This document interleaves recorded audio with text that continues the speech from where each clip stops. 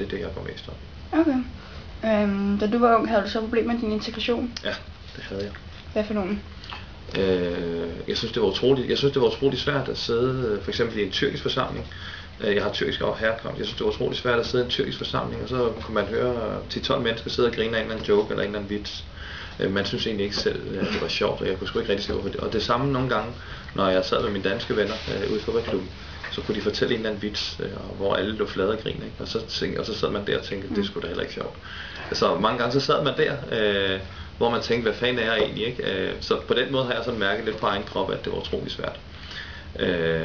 Men jeg føler selv, at grunden til, at jeg har nået det, jeg har nået, uden at jeg på nogen måde er perfekt, det skylder jeg alene min fodboldklub og mit fritidsforeningsliv i fodboldklubben. Var det svært at komme fra en fremmed kultur til en dansk kultur? Jeg er så født og opvokset i Danmark. Okay. Men det der med at være to personligheder på en dag, hver dag hele livet.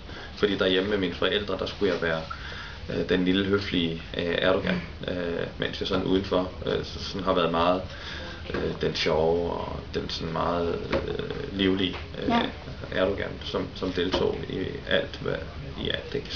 Så den der balancegang hver evig eneste dag, den har jeg jo haft tæt ind på livet, og så på den måde, det må være mit svar.